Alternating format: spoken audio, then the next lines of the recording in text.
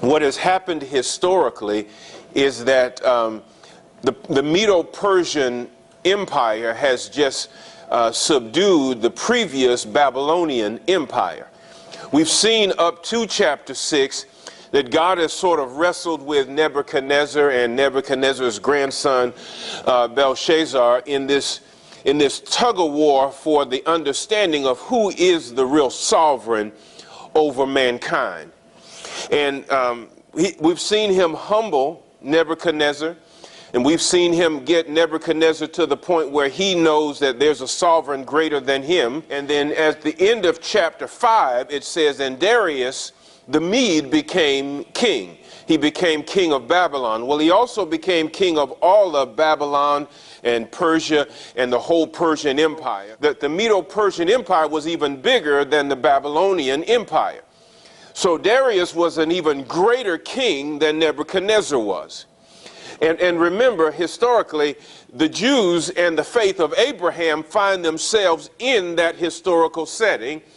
And so the question is, what's going to happen to that Abrahamic faith as these world empires seem to take over the world? The Bible is going to suggest that the Medo-Persian Empire, just as Nebuchadnezzar, were really instruments in the hands of God as he purges his own people from their idolatry.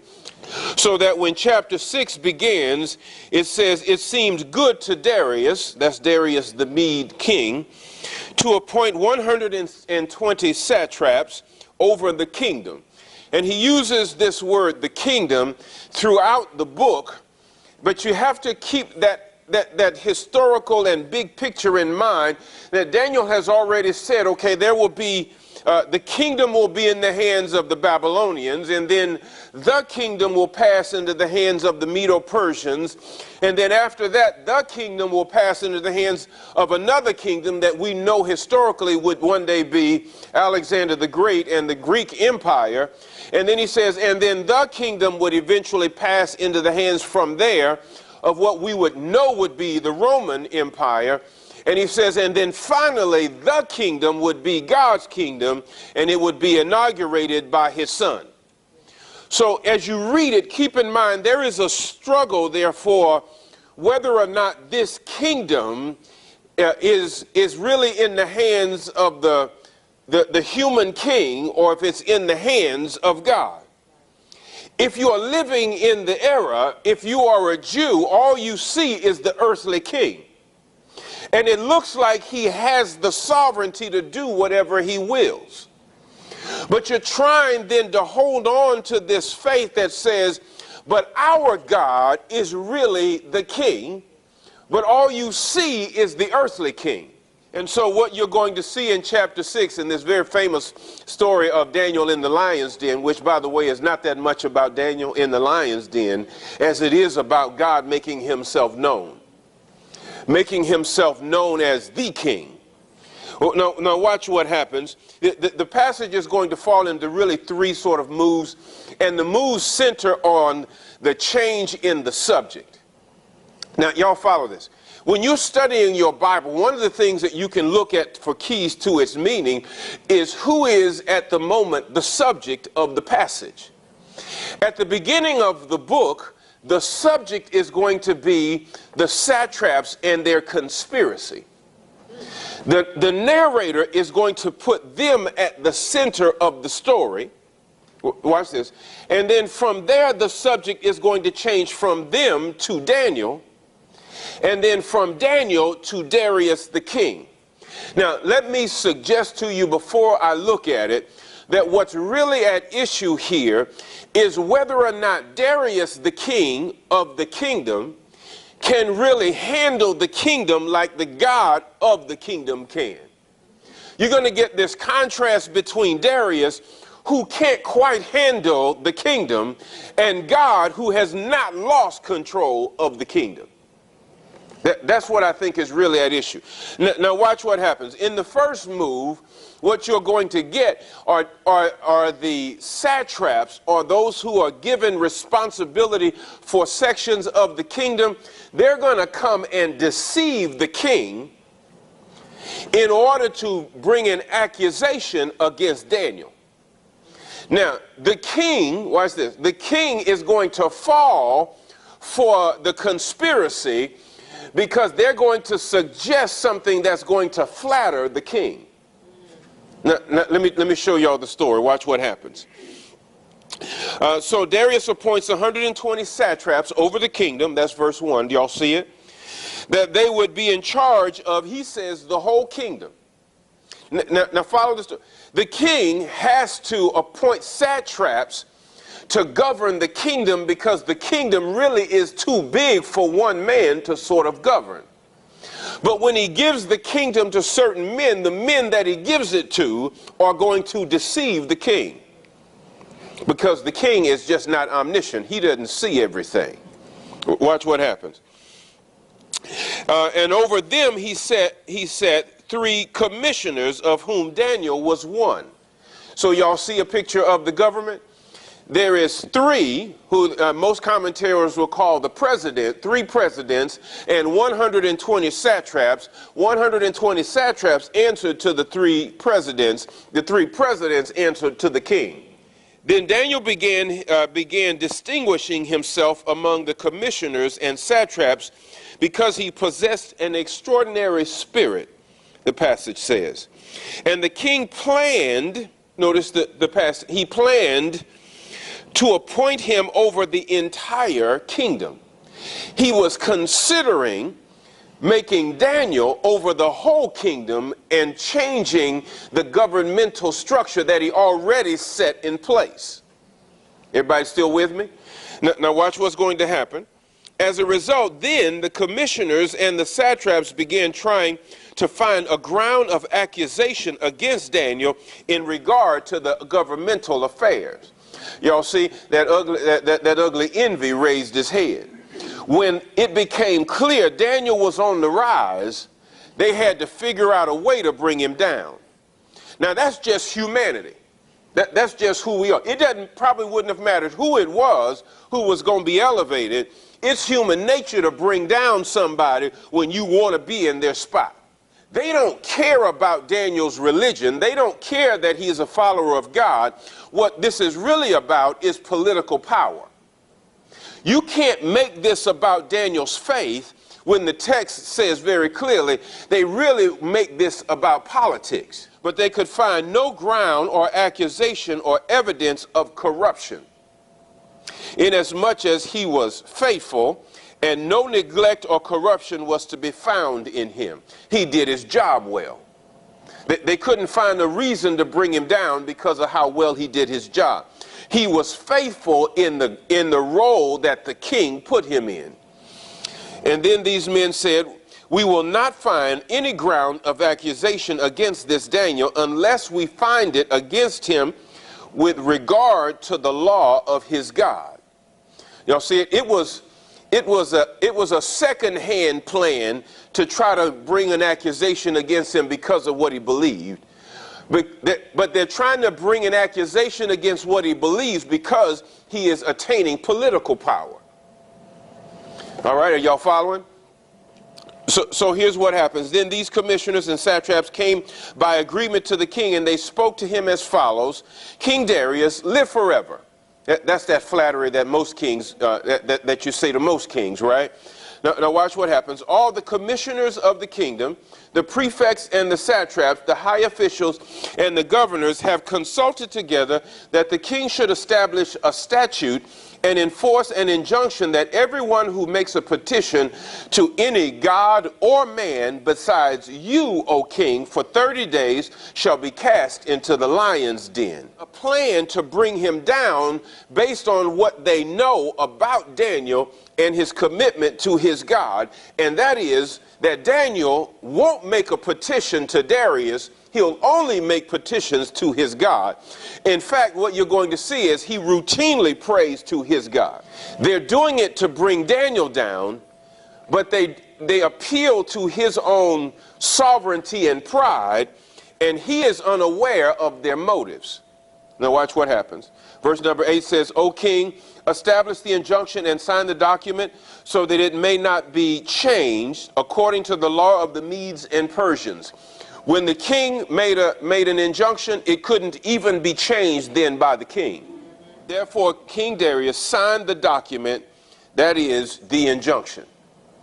Now, when you were reading that section of the scripture, who was at the subject of it? The writer was telling you about the satraps, the governors, the ones who conspired against Daniel.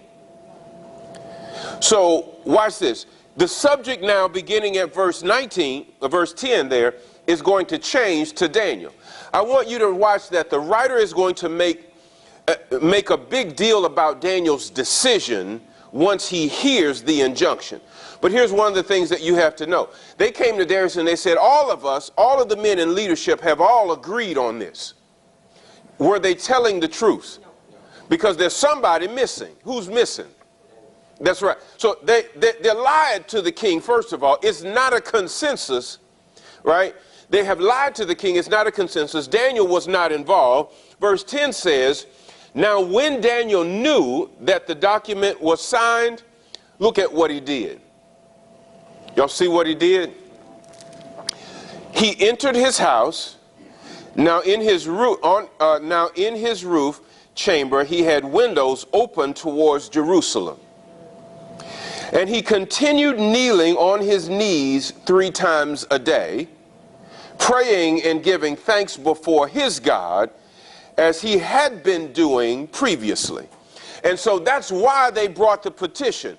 We'll say for 30 days he can't do it. If he does it within the 30 days, he'll get thrown into the lion's den.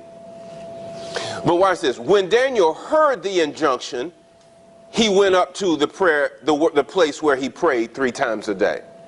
Now watch this. Let's think about this a minute, because compromise is easy to do. Daniel could very well at that moment have continued to pray, but not do it in the window. Couldn't he? But he chose to go where he has always gone, in the open, to pray. Now here's the question you've got to ask yourself. Why did he do that? Why did he choose to be open with his defiance to the king's law? Something to think about, isn't it? Listen, it wouldn't have been a sin to pray privately. He could have very well have prayed privately, but he did so openly. And he did it in response to hearing that the law had been passed. And the question is why? It's really a big question. Let me suggest to you that the answer to the question is, listen, what is God doing in redemptive history? He's bringing glory to himself.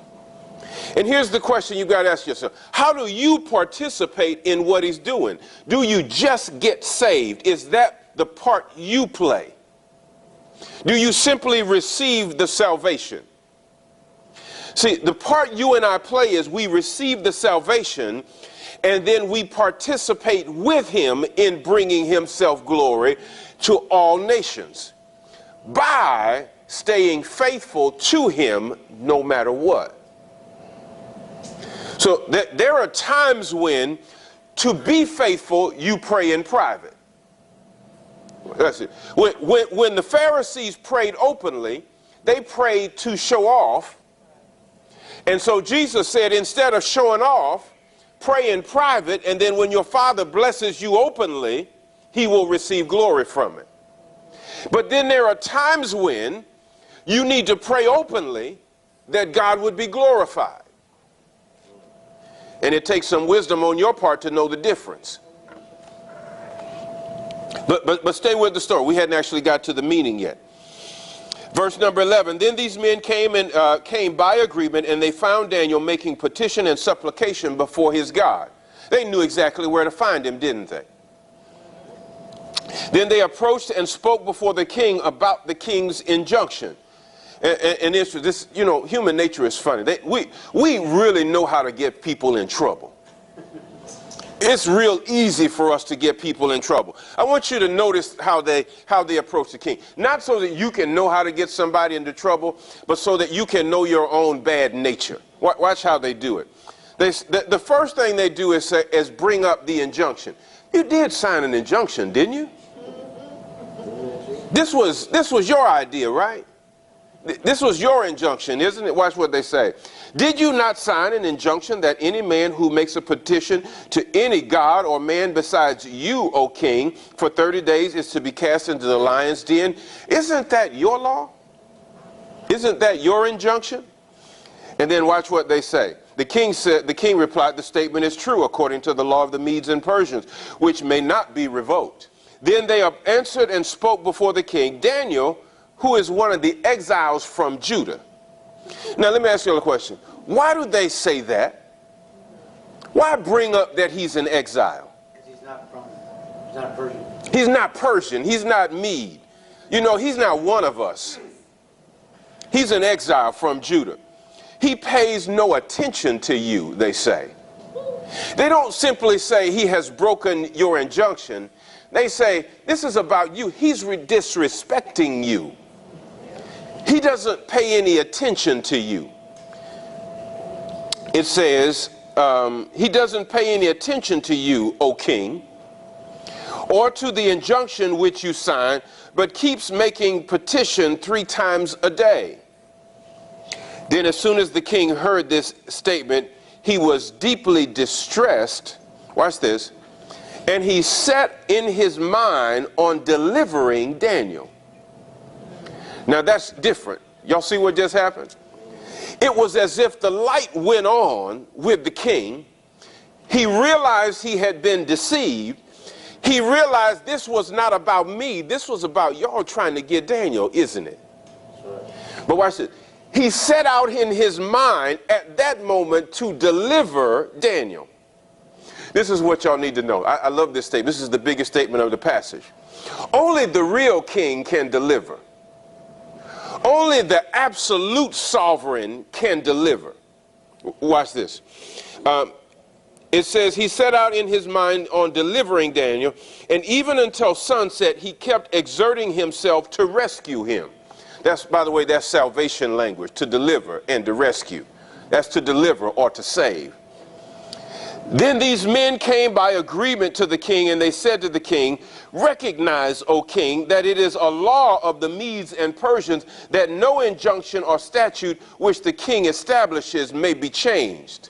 So the king wants to save. The king wants to rescue. He wants to deliver.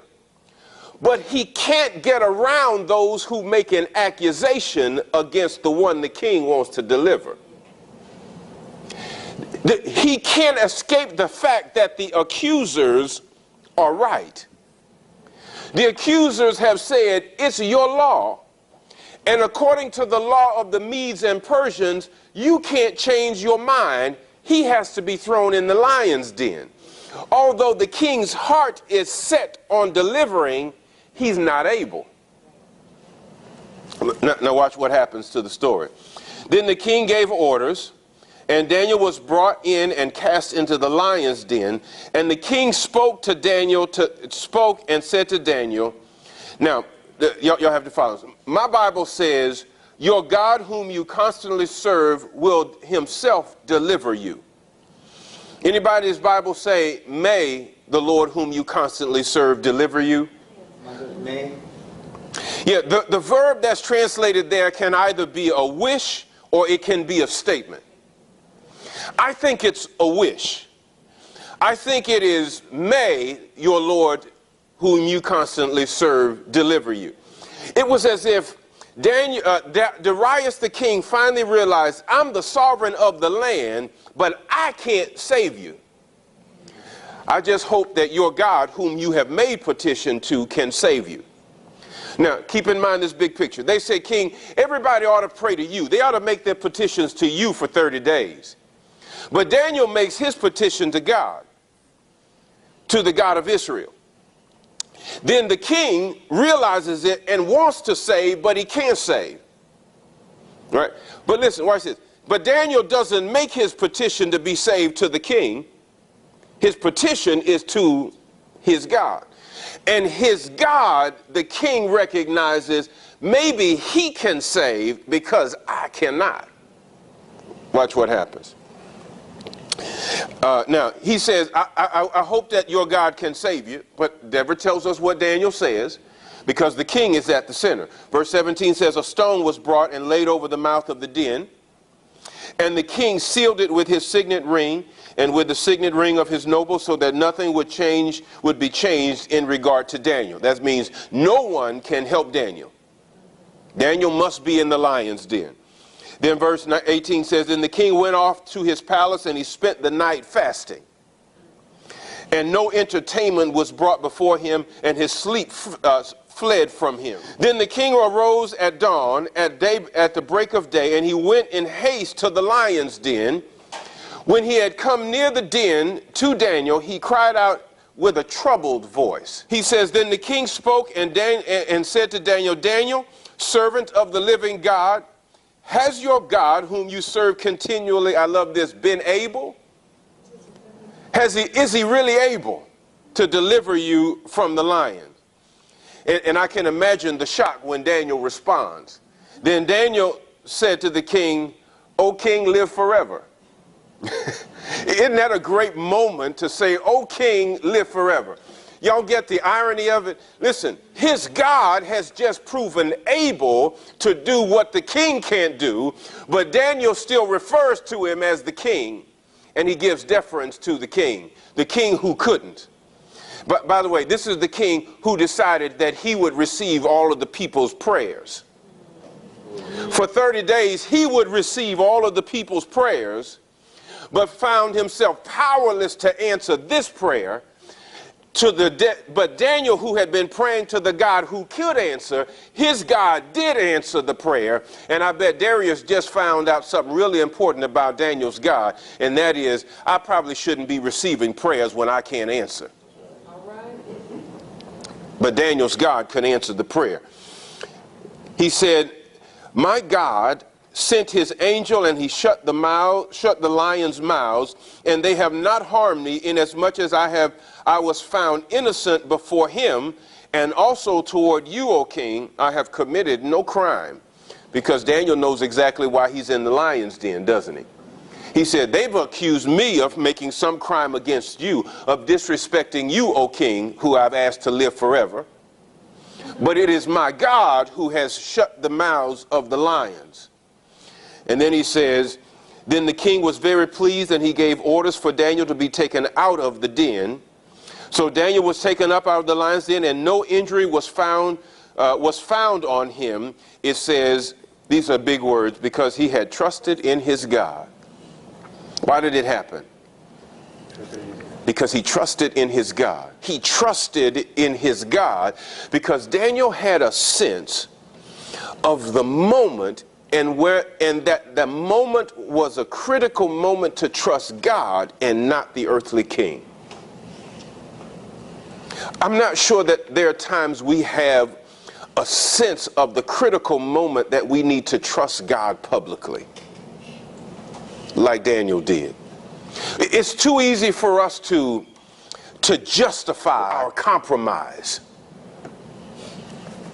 Verse 24 said, then the king gave orders, and they brought those men who had maliciously accused Daniel, and they cast them, their children, and their wives into the lion's den. And they had not reached the bottom of the den before the lions overpowered them and crushed all of their bones. That's before they hit the ground. They were already gone. Listen to the way that the writer ends the chapter. The chapter is going to end with Darius's doxology towards Israel's God, or Daniel's God. Because see, in the whole book of Daniel, from chapter 1 up to chapter 6, what we're getting is this struggle for the earthly powers to give their allegiances to the king who is above them. And watch what happens. Then Darius wrote to all the peoples, nations, and men of every language. It doesn't escape me that the language in Daniel from chapter 1 to chapter 6 is the language of missions work. It's the language of what God is after. To be acknowledged by every nation and people and tribe and tongue. Not an individual worship or adoration from a person, but to be glorified by everyone of every nation and tribe and language. And notice what it says. So Darius the king, who has subdued all of the nations of the world at the time, says to them all who are living in all of the land, he says, may your peace abound. I make a decree that in all the dominion of my kingdom, men are to fear and tremble before the God of Daniel.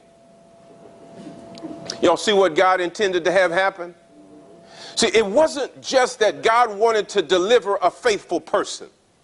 If I reduce this passage to, if you're faithful, he's going to deliver you, you're going to miss the point of the whole thing, is that God has a redemptive plan, and what he wants is to be glorified by every nation, people, tribe, and tongue, and you might just get to participate, but it's not that much about you.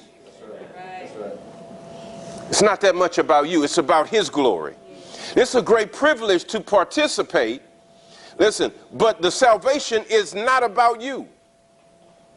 And he says he wants you to fear and tremble before the God of Daniel. Now, unlike Nebuchadnezzar's proclamation, when he said, if y'all speak badly against Daniel's God, you'll be torn limb from limb. This is not a threat. This is, and he is requesting them to have the same fear and trembling that Paul said you need to work out your soul's salvation with. It's not you need to be afraid of this God, and if you're not, something's going to happen to you. He says you need to recognize that there is a God up there, and if he is the God who has just delivered Daniel, then you need to fear and tremble him in the respect and honor that he's due. He's asking the peoples of every nation and tribe to respond to God appropriately. He's asking them to respond appropriately. And so he says, for he is the living God and endures forever. You'll see it. That's a big statement coming from a pagan who is used to worshiping before idols of gold and silver and stone and wood. He said, this is a living God, and he endures forever. Notice this, and his kingdom is one which will not be destroyed. Now y'all got to look at that, because he knows I have a kingdom, and he says, but this God's kingdom won't be destroyed. That's an understanding that mine will be, but his will not. And it's a deference then to the king who has a kingdom that will endure forever. And he said, and his dominion will be forever, unlike mine. He delivers and rescues and performs signs and wonders, which is his way of saying, which I could not do. In heaven and on earth, who has also delivered Daniel from the power of the lions. Now, no, the king could have, if he decided to break his own law, could have kept Daniel out of the lion's den, but he couldn't actually stop the power of the lions and be in the den with him like Daniel's God could. Now, the great part about this passage is that picture of redemption, right? The earthly king could not save. He could not save Daniel from his accusers. But listen, you and I have a great accuser also, who turns to God and says to God that James is not worth salvation. He can make an accusation against Kenny. But then the New Testament says to us, and I love these words, right? Who can bring a charge against God's elect? It's God himself who justifies. In other words, Darius could not say, listen, I have made a decree that Daniel is innocent. You can't bring a charge against him. But God can say, when I've justified James, nobody can accuse James. If I have said he's innocent, he's innocent. And he's innocent by the blood of another. So that God can save, he has the power to, he is able to save. And what Israel learns in the whole thing is, don't trust in Darius. Trust in your God. Now, why is that important? Let me give you a historical lesson. By this time, Cyrus the Persian, Now, I got to give y'all a little bit of Bible study, just a little bit. Y'all stay with me a minute. Most non-Christians and those who don't believe in God think that Daniel is in error at this point in history because the first king is known to be Cyrus the Persian and not Darius the Mede. Y'all stay with me. And so they've said, no, that's not possible. Darius is actually the son of Cambyses, who was the son of Cyrus. And so Darius is probably still a child at this moment in history, although Daniel says at the beginning, at this time, Darius is 62 years old. Y'all stay with me. But listen, here is how those who understand the scriptures have reconciled what appears to be a struggle, and that is that Darius and Cyrus had both a Persian and a Median background. His father was Persian and his mother was from Midian. Are y'all with me? So he was both a Mede and a Persian. And when he came to Babylon, right, he had, which was given over to the Median area of the empire, they called him by his Median name, which is Darius, but this is also the same Cyrus the Great. Are y'all following me? So that Darius is Cyrus. Now follow me. This is why this is important. Cyrus the Great was the one, according to Ezra, who gave the proclamation that the Jews could go home again. And the tendency was to trust that Cyrus was their great deliverer. And this chapter in Daniel was there to say, no, Darius is not your deliverer, God is. Because God is the only one who can deliver. It's the same Cyrus who makes the proclamation in Ezra. It's the same Darius, Cyrus, because they had different names. But it is the way Israel comes to know. Don't trust Cyrus. Not that he's untrustworthy. He's just not the king who has delivered you. It's the God in Darius, Cyrus's inability to save, that has saved. And so it says, the chapter ends with verse 28. So this Daniel enjoyed success in the reign of Darius and in the reign of Cyrus the Persian. Y'all see, he's brought the two together. It is an amazing story of God's redemption. That he has had a plan that goes back so many ages, and you can watch the plan unfold the way that it does.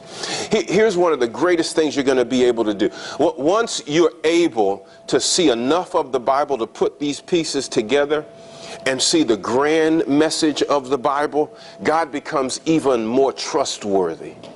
You can see that he has been orchestrating things throughout history that gets us to the place where we can trust in the Lord Jesus for our salvation, despite the changes that are going on around us in the world. Amen.